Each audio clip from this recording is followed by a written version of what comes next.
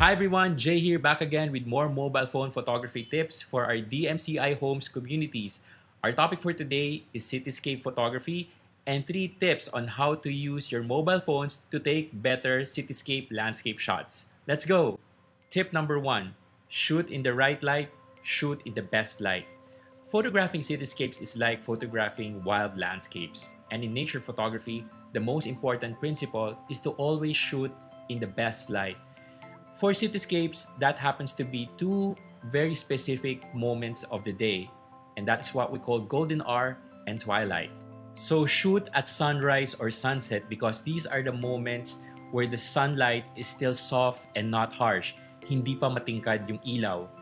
During golden hour, which is the 1 hour after sunrise or the last hour before sunset, these are the moments na talagang swabe yung kulay para sa cityscape natin. So kung gusto niyo na talagang appealing yung shots niyo at saka maganda yung kulay, mag-shoot po tayo sa umaga o di kaya sa hapon at wag na wag sa tanghali. Take note po na if you're going to shoot at sunrise or sunset, it's best not to include the sun directly in the frame because even the newest phones right now, they're still not capable of recording the intense brightness of the sun. Pwede nyo namang isama yung araw sa shot pero hindi pa rin siya kasing ganda katulad nung kung gamit nyo ay talagang DSLR na may mga filters. So in that regard, I suggest that you compose or you shoot side-lit cityscapes where doon nakikita kung yung bagsak ng araw. Instead of shooting directly towards the sun, shoot the part of the cityscape that is receiving the sunlight for best results. The other best moment to photograph cityscapes is what we call blue hour or twilight. In the Philippines, that's usually around 10 minutes after sunset. The reason why we love to shoot in this time is meron na pong ilaw yung mga buildings, naka-on na yung mga ilaw nila, naka-on na rin yung mga street lights. So there's really color, maliwanag po yung ating foreground. And yung warm color na to complements the blue color of the sky. At this time, hindi pa masyadong madilim, hindi pa talaga totally nighttime. So may konti pang color na blue sa sky. And yung combination na yon ng warm tones on the foreground, on the cityscape, together with the blue, cool tones of the sky. It's very pleasing, very photogenic, and that is why twilight or blue hour is one of our favorite times to photograph cityscapes. So that's it for tip number 1. Photograph your cityscapes during golden hour and at blue hour or twilight. Tip number 2, compose for density. When we are searching for a composition to make and when we are faced with a typical cityscape scene, it is best to train our cameras, our phones, in areas where there are a lot of tall buildings clustered together.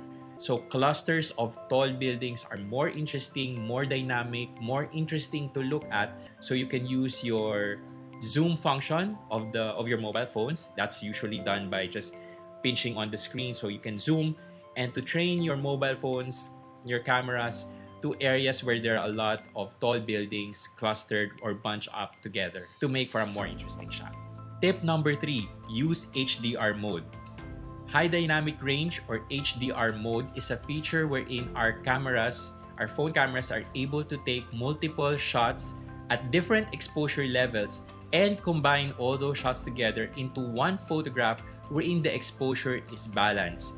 Yung mga phone cameras po kasi natin, hindi po siya capable enough to capture very intense bright areas or light at the same time capture areas where there's very deep dark shadows. Hindi niya po kayang pagsabayin yon. It's either the shot is leaning towards the bright areas or the shot is biased towards these dark areas. So HDR mode is a feature where the camera can balance the exposure between bright and dark areas and come up with a single shot where the exposure is well balanced. Halimbawa, kung kukuhanan natin yung sky and we put our exposure bias towards the sky, we might be able to capture the blue color of the sky as well as the clouds very clearly, but yung cityscape natin sa ilalim ay magiging madilim at wala na tayong makita doon.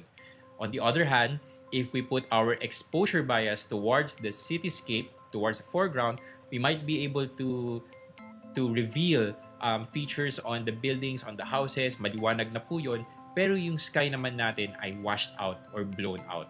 So yung HDR feature, yun na po yung automatic nang ibabalance ng phone cameras natin yung exposure para sa sky at sa cityscape.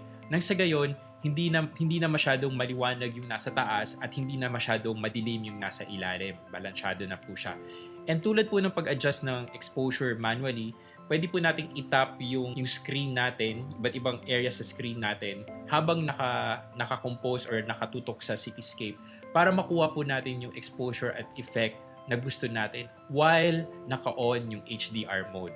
So ayun po ang tips natin on how to take better cityscape shots using your mobile phone cameras. I hope may natutunan kayo. And tulad po nung sinabi ko ng first video, it's really best if you have or you use a tripod or a phone holder tulad nito. Pag meron po kayong tripod, makakapag long exposure kayo, so mas magiging maganda, mas malinaw yung mga shots ninyo kahit na madilim na or during twilight. And at the same time, maayos po talaga ninyo yung composition ninyo. Mas magiging stable yung mga shots ninyo, mas magiging sharp. So, ayun na po. Hope you enjoy all these tips. And once again, stay safe, stay healthy, and I will see you again in the next video. Bye!